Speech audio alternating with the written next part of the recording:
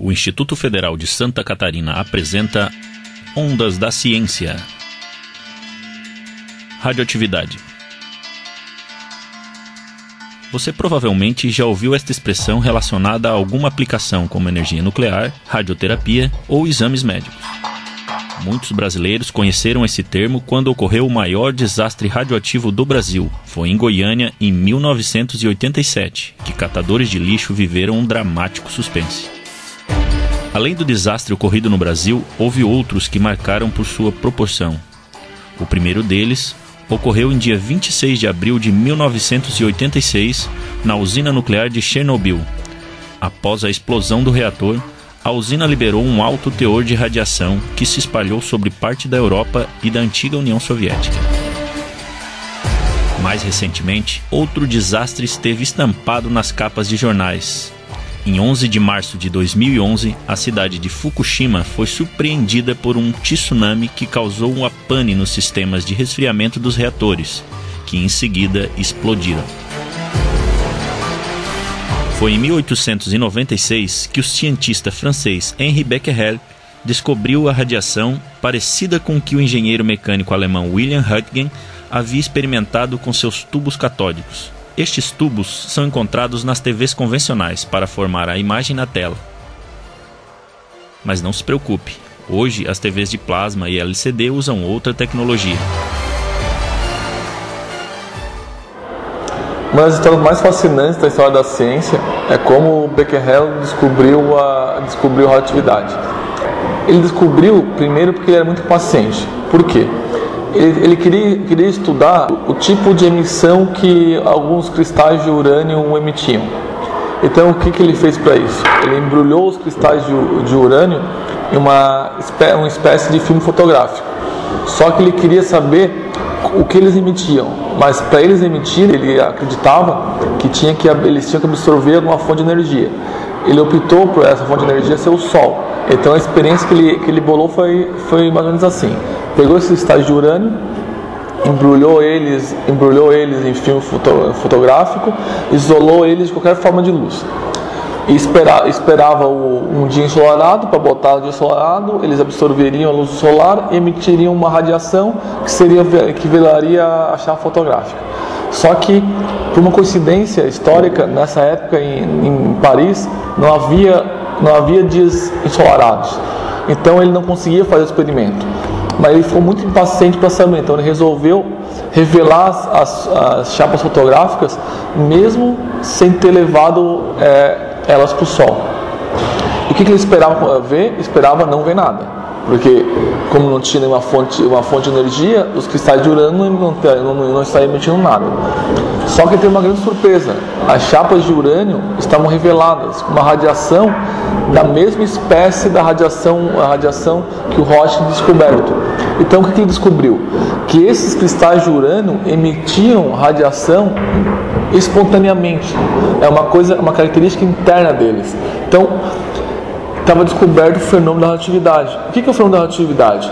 São elementos químicos que emitem radiação mesmo sem ter nenhuma fonte externa. É uma emissão espontânea de radiação. Então, esse é o fenômeno chamado radioatividade. Então, por isso que muita gente fala que essa foi uma descoberta iluminada, porque foi feita pela impaciência do Becquerel em esperar um dia ensolarado. Você sabe por que 2011 foi declarado o Ano Internacional da Química? Marie Curie foi uma das maiores cientistas de todos os tempos, a primeira mulher a ganhar um prêmio Nobel, junto com seu marido Pierre e com Henri Becquerel. Também foi a primeira entre os cientistas a ganhar um prêmio Nobel de Física e de Química. Após 100 anos da conquista do segundo Nobel, em 1912, comemorou-se o Ano da Química em sua homenagem. Junto com seu marido Pierre, Marie retomou os estudos de Becquerel sobre elementos que emitiam um certo tipo de radiação. Começou separando o urânio do potássio e percebeu que somente o urânio emitia radiação. Com a descoberta do urânio, começaram a se perguntar se outros materiais emitiam essa radiação. Estudando as mesmas características, conseguiram isolar, a partir do próprio mineral de urânio, o polônio, que foi batizado assim em referência ao país natal de Marie. Quando conseguiram isolar o polônio, mostraram que era 400 vezes mais radioativo que o urânio. Em seguida, descobriram o rádio, que é ainda mais radioativo que o polônio, o que lhe rendeu o segundo prêmio Nobel. Marie Curie é uma das mais fascinantes personalidades da história da humanidade, não só das ciências. Além de todo o trabalho científico dela, ela tinha um trabalho humano muito incrível e um pioneirismo em várias áreas que iam muito além da ciência. Um exemplo clássico disso é o que aconteceu na década de 1910. Entre 1914 e 1918 teve a Primeira Guerra Mundial. E a Primeira Guerra Mundial era a guerra de trincheiras, onde havia muitos feridos, muitas pernas quebradas, muitos braços quebrados. Então, esses soldados não tinham assistência. O que a Marie Curie fez? Ela foi uma das primeiras mulheres na França a tirar a carteira de motorista. Só que ela não tirou a carteira de motorista para usufruir dessa carteira de motorista. Ela tirou essa carteira para poder dirigir ambulância no fronte de batalha. Ela foi para o fronte de batalha dirigir o que ficou chamado como Petit Marie, que é Pequena Marie, que eram ambulâncias móveis onde tinha aparelhos de raio-x para ajudar os soldados feridos na Primeira Guerra Mundial. Então ela foi pioneira, inclusive, em tirar a carteira de motorista. Então ela é pioneira no que se chama hoje de ajuda humanitária. Ela se importava com as pessoas, não estava isolada no mundo científico dela. Ela se importava com as pessoas. Outra coisa que ela foi pioneira foi devido a uma história, uma passagem triste da vida dela. Quando o esposo dela morreu atropelado por uma carroça, o Pierre Curie, ficou vaga o cargo de professor dele em Sorbonne. E não existia ninguém mais qualificado que a Marie Curie para assumir essa cadeira. Só que nunca Sorbonne tinha nomeado uma mulher para assumir uma cadeira. E a Sorbonne não viu outra solução a não ser nomear ela. Então ela se impôs para esse cargo, não por política ou por artimanhas, ela se impôs pela competência científica dela. Então eles tiveram que nomear ela. Então, por competência científica dela, ela rompeu barreiras de gênero. Ela foi a primeira mulher a ser professora em Sorbonne. Então, além de uma grande cientista, uma excepcional física e química, ela também foi pioneira em várias áreas. Por isso que ela foi muito admirada pelo movimento feminista, apesar de não ser feminista, porque ela mostrava como uma mulher podia se impor pela competência em sociedade. Tanto que, quando ela foi visitar o presidente americano, perguntaram o que ela queria. A ministra americana perguntou o que ela queria. Imagina que ela fosse querer alguma coisa para ela. Ela pediu 1 grama de rádio, porque ela sabia da importância que esse rádio teria nas pesquisas dela. Então, ela era admirada pelas feministas, apesar de não ser feminista. Então, além de toda a carreira científica, a Curie também foi uma grande pessoa humana, uma excepcional pessoa humana. Você sabe o que são prótons e nêutrons? São partículas presentes no núcleo dos átomos. O número de prótons de um átomo é conhecido como número atômico. É isso que define a que elemento pertence esse átomo. Como podemos ver, os prótons são as cargas positivas do núcleo, enquanto os nêutrons não possuem carga. Existem 4 forças presentes na natureza. São elas a força gravitacional, que é responsável pela atração entre os corpos. Todos os corpos que possuem massa se atraem. A intensidade da atração depende da massa e da distância entre os corpos. Quanto maior a massa e menor a distância, maior será a atração. A força eletromagnética é a atração ou repulsão provocada pelas cargas elétricas. Esta força atua, por exemplo, nos ímãs. Antes de falarmos sobre outras forças, vamos retomar um conceito importante: a estrutura do núcleo do átomo. Como já sabemos, o átomo é formado de prótons, de carga positiva, e nêutrons, que não têm carga elétrica. Você já deve ter se perguntado como os integrantes do núcleo não se repelem, já que possuem cargas de mesmo sinal. E segundo a força eletromagnética, tudo que tem carga de mesmo sinal tende a se afastar. A força nuclear forte pode explicar como o núcleo se mantém coeso. É ela a responsável por manter prótons e nêutrons unidos no núcleo. Ela funciona sempre da forma atrativa, unindo os componentes do núcleo, mas tem um alcance muito pequeno. Já a força nuclear fraca é assim chamada por ter menor intensidade do que a força forte. Ela atua como a força eletromagnética, que separa as partículas dentro do núcleo. Quando o núcleo atômico é muito grande, como o do elemento urânio, que contém 92 prótons e mais de 140 nêutrons, constitui-se um elemento instável. Nestes elementos, as partículas nucleares podem estar nos limites mais externos do núcleo, onde a força eletromagnética vence a força nuclear forte, ejetando partes desse núcleo. Com a perda de alguns prótons, o átomo se transforma em outro elemento químico. Isso é chamado decaimento. Um exemplo seria o decaimento sofrido pelo urânio-238, que perde 2 prótons e 2 nêutrons e se transforma em tório-234. Pierre Curie notou em suas pesquisas a existência de 3 tipos de radiação. Elas são conhecidas hoje por radiação alfa, beta e gama. A radiação alfa é positiva, por ser formada por prótons e nêutrons expelidos do núcleo do átomo, quando a força nuclear forte não segura mais os prótons e nêutrons dentro deste núcleo. A radiação beta é normalmente negativa, por ser formada por elétrons, e a radiação gama é neutra, formada apenas de ondas eletromagnéticas, mas de alta energia. Um exemplo de emissão de radiação é o elemento urânio, que tem 92 prótons em seu núcleo. Por ser um núcleo muito grande, é instável, e isso faz com que a força eletromagnética, que explicamos anteriormente, consiga atuar e repelir os prótons por terem a mesma carga. Quando os prótons que foram ejetados pela força eletromagnética saem do núcleo, o número atômico diminui e transforma o elemento em outro, com o número atômico 90.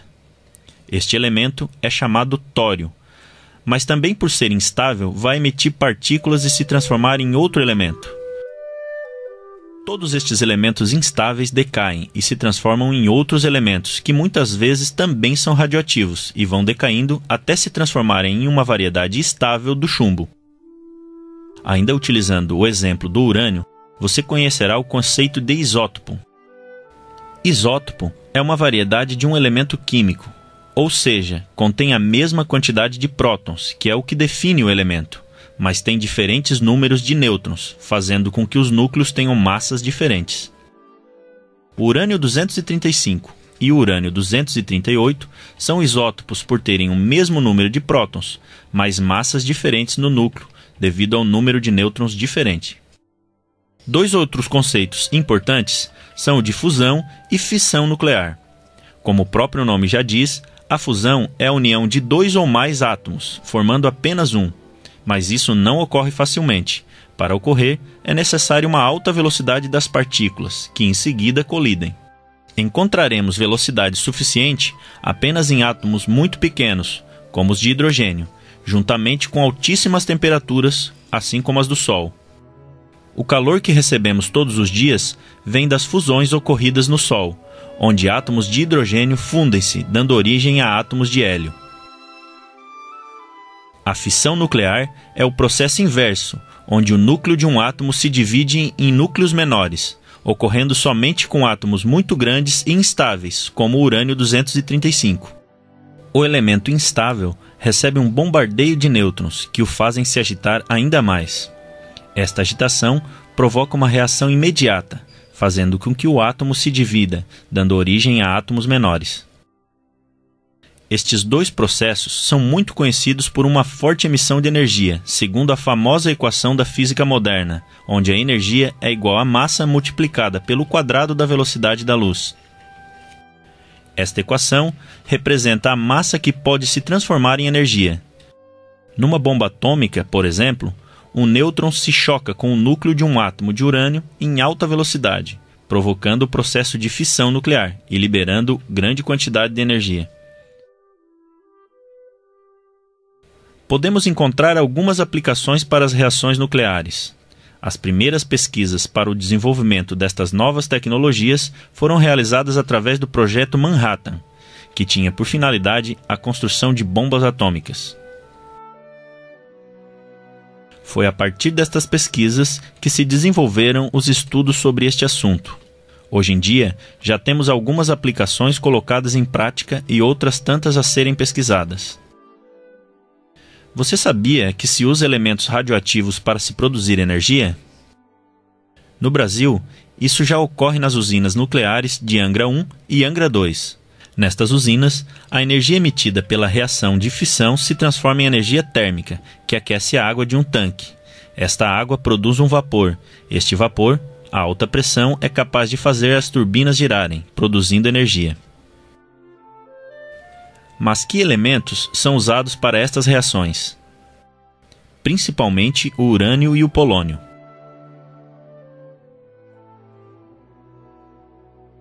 Antes de serem aplicados, eles sofrem um processo chamado enriquecimento, em que se separa o máximo possível de urânio 235, para se obter um melhor rendimento. E são muitas as vantagens de se usar esta tecnologia. Por exemplo, a quantidade de energia liberada por estes elementos é muito grande. Podemos fazer uma simples relação onde 10 gramas de urânio enriquecido equivalem a 1.200 kg de carvão. Outra vantagem é a não liberação de gases poluentes, como o gás carbônico, produzido pela queima do carvão na produção de energia em termoelétricas. Além da utilização da radioatividade em usinas nucleares, pode-se descobrir a idade de rochas e fósseis, dependendo da quantidade de isótopos de carbono contidos neles. Com os conhecimentos sobre a radioatividade, ainda pode-se tratar a tireoide e células cancerígenas. Podemos extinguir pragas de plantações e a radioatividade ainda é utilizada em detectores de fissura nas indústrias. Estes detectores permitem visualizar rachaduras invisíveis a olho nu em asas de avião, por exemplo. Mas, como para toda tecnologia, é preciso atentar para os perigos e riscos envolvidos no uso da energia nuclear. Certas usinas nucleares nos países europeus empacotam o lixo nuclear em caixas de chumbo e jogam nos mares profundos. O perigo vem do fato que estes resíduos duram por muitos e muitos anos. Esse lixo é produzido principalmente em usinas de energia e em centros de radioterapia. Já existe a possibilidade de mandar este lixo para o espaço, mas isto não passa de estudos, devido ao alto risco de contaminação caso o lixo não chegue ao espaço com segurança. No acidente de Fukushima em 2011, apesar de todas as medidas de segurança a que são submetidas as usinas nucleares, o tsunami provocou um vazamento do reator e muita radioatividade acabou indo para o céu. Os japoneses temeram pela sua saúde, com a possibilidade de chuvas e do aumento do nível de radioatividade. Os seres atingidos pela radioatividade podem sofrer com inúmeros tipos de doenças. As partículas atingem os núcleos das células, e como você já aprendeu em biologia, é lá que se encontra o material genético. As células mais atingidas pela radioatividade são os glóbulos brancos, responsáveis pela defesa do organismo.